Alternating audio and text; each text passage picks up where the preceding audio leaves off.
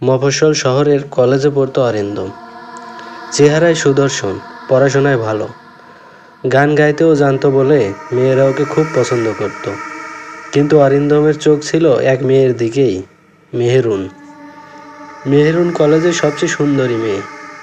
বড় বড় কালো চোখ, লম্বা চুল আর কপালের টিপ যেন চাঁদের আলোয় জ্বলে উঠত। প্রথম দিনেই তাকে দেখে অরিন্দমের বুকের ভেতর কিছু একটা কেঁপে উঠেছিল। দিন যায়, ধীরে ধীরে অরিন্দম সাহস সঞ্চয় করে মেহেরুনকে প্রপোজ করল। মেহেরুন মিষ্টি হেসে উত্তর দিল, আমি ভেবে দেখব। এরপর থেকেই অরিন্দম দিনরাত শুধু মেহেরুনকে নিয়েই ভাবতে লাগলো। ক্লাসের পর ক্লাস, লাইব্রেরি, কলেজের ক্যান্টিন, সব জায়গায় দুজনের দেখা হতে থাকলো। কয়েক সপ্তাহের মধ্যেই তারা প্রেমে জড়িয়ে গেল। প্রথম দিকে সবকিছু সুন্দর চলছিল। হাত ধরে নদীর ধারে হাঁটা, বইয়ের পাতায় লুকিয়ে চিরকুট লেখা, গোপনে ফোনে কথা, সবই যেন স্বপ্ন। কিন্তু স্বপ্নটা বেশি দিন টিকল না। মেহেরুন আস্তে আস্তে দূরে সরে যেতে লাগলো। ফোন ধরতো না, দেখা করতে চাইতো না, বারবার অজুহাত দিত। একদিন কলেজের বন্ধু শুভ অরিন্দমকে জানালো, দোস্ত, তুই যা ভাবছিস তেমন কিছু নেই। মেহেরুন তোকে খেলাচ্ছে। ওর আসল প্রেমিক শহরের এক ধনী ব্যবসায়ীর ছেলে, নাম আরিয়ান। তোকে শুধু সময় কাটানোর জন্য ব্যবহার করেছে। প্রথমে অরিন্দম বিশ্বাস করতে পারল না, কিন্তু কয়েকদিন পর সে নিজেই নিজের চোখে দেখে ফেলল মেহেরুন আর আরিয়ান একসাথে রেস্তোরাঁয় বসে হাত ধরে হাসাহাসি করছে। ওই মুহূর্তে অরিন্দমের বুকের ভেতরটা যেন ছিঁড়ে গেল। সেদিন রাতে অরিন্দম ফোন করলো মেহেরুনকে। তুই এটা কি করলি মেহেরুন? এতদিন যে ভালোবাসা, সেটা কি মিথ্যে ছিল? ফোনের ওপাশে মেহেরুন ঠান্ডা স্বরে উত্তর দিল, দেখ অরিন্দম, আমি তোকে কখনো বলিনি আমি শুধু তোর হব। আমার জীবন আমার মতো চলবে। তোকে দিয়ে শুধু সময় কাটিয়েছি, এটাই সত্যি। এই কথা শোনার পর অরিন্দমের মাথার ভেতরে সব অন্ধকার হয়ে গেল। ওই রাতেই সে ঘরের দরজা বন্ধ করে ফ্যানের সঙ্গে গলায় দড়ি দিল। পরের দিন সকালে পরিবারের লোকজন যখন দরজা ভেঙে ভেতরে ঢুকলো, তখন অরিন্দমের ঝুলন্ত নিথর দেহটা দুলছিল।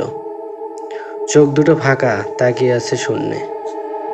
মৃত্যুর পর অরিন্দমের আত্মা শান্তি পেল না। বুকের ভেতর জমে থাকা প্রতিশোধ আর অপমান তাকে অন্ধকারে আটকে রাখল।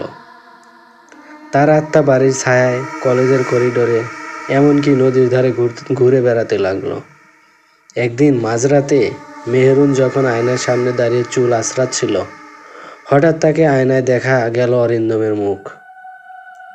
ফ্যাকাশে, চোখ দুটো রক্তবর্ণ, ঠোঁট নীলচে। মেহেরুন চিৎকার করে উঠল, কিন্তু সেকেন্ডের মধ্যে মুখটা মিলিয়ে গেল। এরপর থেকে মেহেরুনের চারপাশে অদ্ভুত সব ঘটনা ঘটতে লাগলো। মাঝরাতে ঘুম ভেঙে গেলে দেখতো জানালার বাইরে দাঁড়িয়ে আছে অরিন্দম।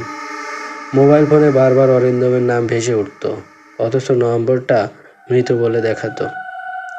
এক রাতে তার বিছানায় হঠাৎ করে কেউ যেন ঠান্ডা হাত রাখলো। মেহেরুন চমকে উঠে লাইট জ্বালাতেই দেখলো বিছানার চাদরে লেখা, প্রতিশোধ। একদিন কলেজ থেকে ফেরার পথে মেহেরুন একা বাসায় যাচ্ছিল। রাস্তার মাঝে হঠাৎ সব লাইট নিভে গেল, চারপাশ অন্ধকার। হঠাৎ পিছন থেকে একটা কণ্ঠস্বর, তুই আমায় মেরে ফেলেছিস মেহেরুন, এখন তোর পালা। মেহেরুন ঘুরে দাঁড়াতেই দেখলো অরিন্দম দাঁড়িয়ে আছে। গলায় দড়ির দাগ, চোখ দুটো শূন্য, ঠোঁট থেকে রক্ত গড়িয়ে পড়ছে। মেহেরুন দৌড়াতে শুরু করলো, কিন্তু রাস্তা যতই দৌড়ায়, সামনে আবার অরিন্দম দাঁড়িয়ে থাকে। পরের সপ্তাহে মেহেরুন আর আরিয়ান গাড়ি করে ঘুরতে বেরিয়েছিল। হঠাৎ গাড়ির ব্রেক কাজ করা বন্ধ হয়ে যায়। নিয়ন্ত্রণ হারিয়ে গাড়ি সোজা গাছের সঙ্গে ধাক্কা খায়। আরিয়ান ঘটনাস্থলেই মারা যায়, কিন্তু আশ্চর্যের বিষয়, গাড়ির ভেতর মেহেরুন কোনোভাবে বেঁচে যায়। পুলিশ পরে তদন্ত করে দেখে গাড়ির ব্রেক কেউ ইচ্ছাকৃতভাবে কেটে দিয়েছে, কিন্তু কে, কোনো প্রমাণ পাওয়া যায়নি। মেহেরুন জানতো এ কাজ অরিন্দমের আত্মার। এরপর থেকে মেহেরুন মানসিকভাবে ভেঙে পড়ল। রাতে ঘুমোতে পারত না, আয়নায় নিজের মুখও দেখতে ভয় পেত। এক রাতে সে বারান্দায় বসে কাঁদছিল। হঠাৎ পিছন থেকে ঠান্ডা হাওয়া বইল। অরিন্দমের আত্মা তার সামনে এসে দাঁড়ালো। তুই আমার জীবন ধ্বংস করেছিস মেহেরুন, এখন তোর সময় শেষ। মেহরুন কাঁদতে কাঁদতে হাত জোর করে বলল, আমাকে মাফ করে দাও অরিন্দম, আমি ভুল করেছি। কিন্তু অরিন্দমের আত্মা হেসে উঠল, প্রতারণার জন্য ক্ষমা নেই।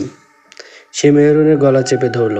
মেহরুন শ্বাস নিতে পারছিল না, তার চোখ ধীরে ধীরে ফ্যাকাশে হয়ে আসছিল। সেই রাতেই মেহরুনের নিথর দেহ পাওয়া গেল নিজের ঘরে। পুলিশের রিপোর্টে লেখা ছিল আত্মহত্যা, কিন্তু সবাই জানতো এটা আত্মহত্যা নয়, এটা অরিন্দমের প্রতিশোধ। আজও বলা হয় কলেজের করিডোরে মাঝে মধ্যে ভেসে ওঠে অরিন্দমের গান। নদীর ধারে রাতে গেলে দেখা যায় গাছের ছায়ায় দাঁড়িয়ে আছে এক যুবক, চোখ দুটো লালচে, গলায় দড়ির দাগ। আর মেহেরুনের ঘরে মাঝে মাঝে শোনা যায় মেয়েলি চিৎকার, আমাকে বাঁচাও। কিন্তু কেউ বাঁচাতে পারে না, কারণ ভালোবাসার প্রতারণা অরিন্দমকে পরিণত করেছিল এক ভয়ঙ্কর প্রতিশোধ পরায়ণ ভূতে, যার আত্মা চিরকাল ঘুরে বেড়াবে যতক্ষণ না সে তার প্রতিশোধে শান্তি পায়।